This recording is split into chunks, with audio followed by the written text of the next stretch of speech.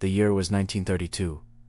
The place was Macon County, Alabama, a landscape of red clay, dusty roads, and crushing poverty. In the depths of the Great Depression, survival was the only goal. For the African American sharecroppers who worked that land, proper health care was a non-existent luxury. Men lived, worked, and died without ever seeing a doctor. Then, a rumor began to circulate through the churches and the cotton fields. The government was coming. The United States Public Health Service was sending doctors from the North, and they brought with them a miraculous offer: free government treatment for bad blood. Flyers were distributed on fence posts and church doors. They promised free physical exams, free medicine, and hot meals on examination days. For men who had never been given anything, it seemed like a blessing. A divine intervention. They did not know they were signing a contract with the devil. There was no treatment. There would be no cure. Those doctors, men who had taken the Hippocratic oath to do no harm, were not there to save them. They were there to watch them die. They wanted to observe, with cold scientific detachment, how a deadly disease devoured the human body, from blood to bone, from mind to madness, all the way to the grave. They planned to do this for 6 months. They ended up doing it for 40 years. This is the file on the most infamous medical betrayal in American history. This is the Tuskegee Dossier. To understand the betrayal, you must understand the disease. Syphilis. In the 1930s, it was a scourge, feared as much as AIDS would be decades later. Without treatment, syphilis is a slow, horrific killer. It begins with sores, tendinitis hiding in the body for years, dormant. But while the victim thinks they are cured, the disease is attacking from the inside. It eats away at the aorta of the heart. It corrodes the bones. It attacks the brain, causing neurosyphilis, leading to blindness, paralysis, and insanity before the final death. The doctors of the Public Health Service, led initially by Dr. Taliaferro Clark, had a morbid curiosity. Previous studies had been done on white patients in Norway. They wanted to know if the disease acted differently in the black body. It was a premise rooted in the scientific racism of the era. They believed black men were biologically different, more prone to succumb to the disease due to an alleged promiscuous and intellectually inferior nature. To prove their racist theories, they needed human guinea pigs, living bodies to autopsy later. They recruited 600 men in Macon County. Of these, 399 had latent syphilis. The other 201 were healthy, used as a control group. Not a single one of these men was ever told they had syphilis.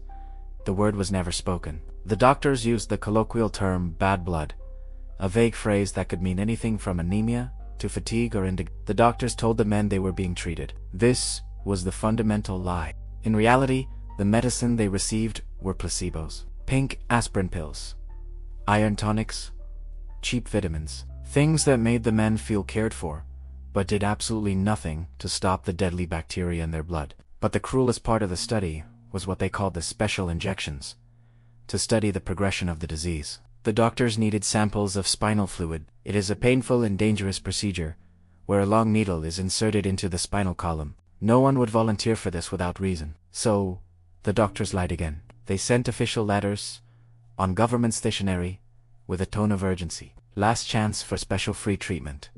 The letters read. The men, believing this was the final cure, lined up. They endured the excruciating pain of the spinal tap, believing the government was saving their lives. In truth, the government was just harvesting data for their charts. There was a central figure in this web of lies that makes the story even more complex and tragic. Nurse Eunice Rivers. She was an African-American woman, trained at the Tuskegee Institute.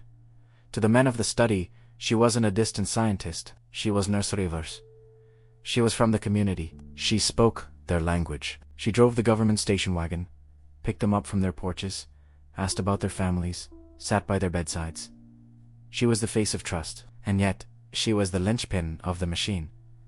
She knew there was no real treatment, but she believed, or convinced herself to believe, that the study was beneficial because it offered some medical attention, even if it was a placebo. She kept the men in the study. She tracked them down when they moved. She ensured that when they died, their families agreed to the autopsy. Without Nurse Rivers, the study would have collapsed.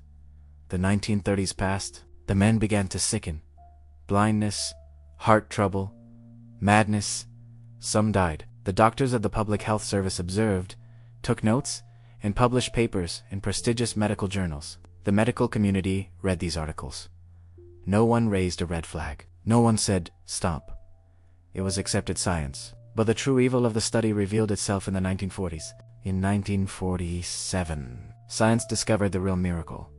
Penicillin, the antibiotic, became widely available and proved to be a total, effective cure for syphilis. With a few shots of penicillin, the bacteria could be wiped out. The men could be saved. The progression of the disease would stop. This should have been the moment the Tuskegee study ended. The cure existed. To continue denying treatment was no longer just observation. It was premeditated murder. But the government doctors made a chilling decision. They decided not to treat. They argued that treating the men now would ruin the data. They needed to see the disease run its full course to death. The men were more valuable to them as corpses than as survivors.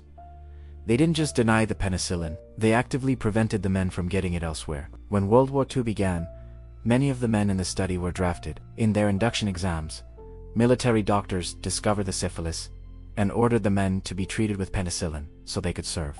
The Public Health Service intervened. They contacted the draft boards and demanded that their subjects be excluded from the treatment list. They condemned these men to stay sick. They denied them the chance to fight for their country, just so they could continue to rot in the name of science. The study went on. Decade after decade, Truman, Eisenhower, Kennedy, Johnson, Nixon. Presidents came and went. The civil rights movement exploded. Martin Luther King marched, America changed. But in Macon County, time stood still. The men kept getting their aspirin and their spinal exams. They kept dying. The U.S. Public Health Service became obsessed with the autopsies. To ensure the families handed over the bodies, they offered the final bribe, burial insurance. They gave poor families, who had no money for coffins, a small sum, about $50, to cover funeral expenses. If they allowed the doctors to examine their loved one last time, they bought their victims' bodies with the money for their own funerals. It took one man to break the silence. Peter Buxton. Bushin was not a doctor. He was a social worker and venereal disease investigator for the Public Health Service in San Francisco. In 1966, he heard about the study. He was horrified. He wrote a letter to his superiors, comparing the study to Nazi medical experiments. The response he got was cold. The study would continue until all participants had died. The agency was waiting for the final pathology. Buxton tried again in 1968. Again, he was ignored. The medical establishment closed ranks. They convened a pluriband panel of ethics that decided that, since the study had gone on so long, the benefit to science outweighed the harm to the men. Frustrated and haunted by what he knew, Peter Buxton did the only thing left. He leaked the story. In July 1972, he handed the documents to an Associated Press reporter named Gene Heller. On July 25, 1972, the headline exploded on the front page of the Washington Star and the New York Times. Syphilis victims in U.S. study went untreated for 40 years. America woke up to a nightmare. The nation, already shaken by Vietnam and Watergate, couldn't believe it. The government wasn't just spying on its citizens. It was killing them slowly in an open-air laboratory in Alabama. The outrage was immediate. Senator Edward Kennedy called hearings. The study was terminated immediately. But for many, it was too late. Of the original 399 men with syphilis, only 74 were still alive. 28 had died directly from the disease. 100 died of related complications. 40 wives had been infected. 19 children had been born with congenital syphilis. It was a generational massacre. The survivors and families sued the government. In 1974, they won a $10 million settlement, but money could not return their health nor their trust. The legacy of Tuskegee is an open wound. It created a deep, lasting mistrust between the African American community and the U.S. medical system. When new diseases appeared, or when vaccines were promoted, the ghost of Tuskegee whispered, "They are lying to you again." Remember the men of Macon, Nurse Rivers, who served the study until the very last day, never apologized publicly. She believed she had done the best she could in an impossible situation. The community had mixed feelings about her. Some saw her as a traitor, others as a victim of the system too. It was only in 1997, 65 years after the study began, that the American government officially apologized. President Bill Clinton, standing before a handful of frail, elderly survivors at the White House, looked them in the eye and said, "What the United States government did was shameful. I am sorry." One of the survivors, Mr. Herman Shaw, 94 years old at the time, accepted the apology, but he reminded the world, "We were treated as cattle, not as men." The Tuskegee Dossier is not just about the past. It is an eternal warning about what happens when science divorces itself from ethics, and when a government decides that some lives are worth less than data on a chart. They were called subjects, but they were fathers, husbands, sons, and they were betrayed by those who swore to heal. Some stories were never meant for the light, but they are the stories that must be told. They are the files that must be opened. This has been a file from America's Dark Dossier. If you believe that the past is never truly dead, subscribe and help us open the next file.